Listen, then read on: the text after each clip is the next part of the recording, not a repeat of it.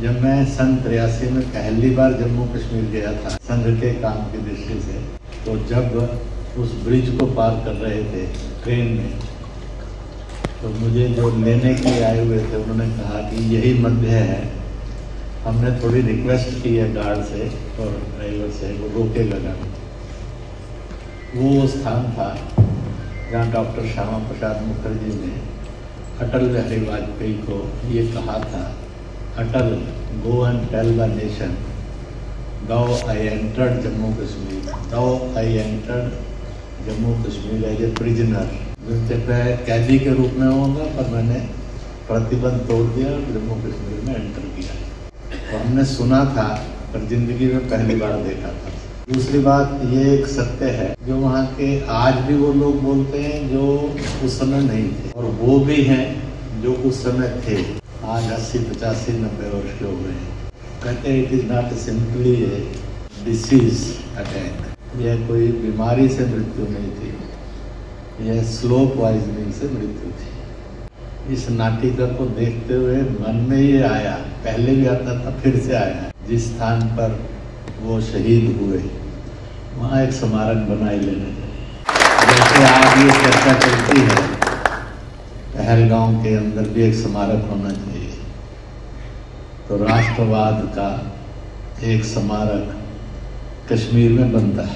शायद छोटे बड़े हों भी या फिर उनकी अपनी व्याख्याएं होंगी राष्ट्रवाद, परंतु एक और भी है जो जम्मू कश्मीर अपने पास बच गया था, वो तो हमने 370-35 के बिना कर दिया, पर जो कश्मीर पाकिस्तान के कब्जे में अभी भी रह गया है, उसके लिए एक नया नारा लग गया। पहले एक नारा लगता था जहां हुए बलिदान मुखर्जी वो कश्मीर हमारा है, आधा अधूरा नहीं पूरे का पूरा है।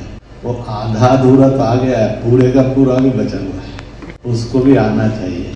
इसलिए नारा लोग लगाने लगे हैं, हिंदुस्तान से आई आवाज POK हमारा है, हमारा है, हमारा है। जिस दिन वो हो जाएगा तो मुखर्जी का बलिदान पूर्णतः यशस्वी हो जाएगा, सफल हो जाएगा। तो गणित में बता देता हूँ, 2,22,000 स्क्वायर किलोमीटर जम्मू कश्मीर बनता है।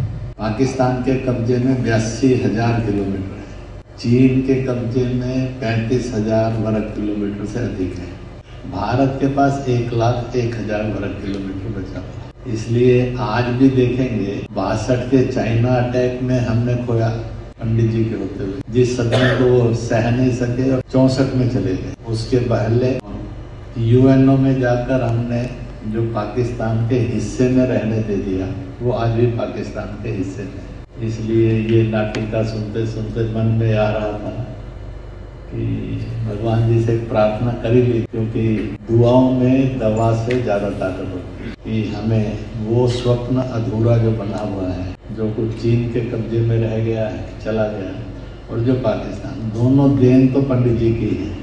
उसके लिए सारे पंडित को बदनाम नहीं करना चाहिए। पंडित जी कहने से हिंदुस्तान में लोग समझ जाते हैं नेहरू जी की पैर है। जो भी किरदार दिखाए गए और उनके जो शब्द रचना थी, उसके लिए भी ज्योति को और जिसने किरदार खिलाए उनको दोनों को बहुत बहुत बधाई। और सब जो इसमें जिन्होंने शोभा बढ़ाई और इसको खेला, मैं ये कह सकता हूँ कि मैं सोचता रहा था बैठे बैठे, जैसे जैसे जिसका 4-5 बार होगा तो नंबरिंग करूँगा कि 100 में से कितने, तो एक जगह जाकर हालत ऐसी खड़ी होगी 70 से कम दे ही नहीं सकता था। तो नीचे कोई स्कोप नहीं था, और थोड़ी सी देर बाद लगने लगा जिसको 70 मैंने कहा इसको भी 80 कर देना चाहिए। तो इतना सुंदर किया। और ये भी निवेदन करूँगा, इन्होंने यहाँ प्ले किया है, कुछ ना कुछ ऐसी रचना बने कि ये अनेक जगह प्ले किया जाए। ये सत्य है वह जो सही के रूप में है, साक्षात समाज देख सके, जान सके, और उसमें से आने वाले कल में क्या होगा।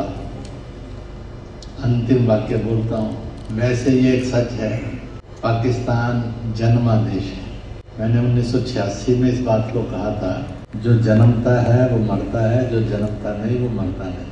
पाकिस्तान की जन्म तिथि है 14 अगस्त 1947 अर्धरात्रि 12 बजे। बांग्लादेश की भी जन्म तिथि है 16 दिसंबर सायंकाल 1971 और सायंकाल 5 बजे के लगभग जब एग्रीमेंट साइन हुआ था भारत की सेना, पाकिस्तान की सेना और बांग्लादेश की सेना के बीच तो एग्रीमेंट, तो दोनों की जन्म तिथि है।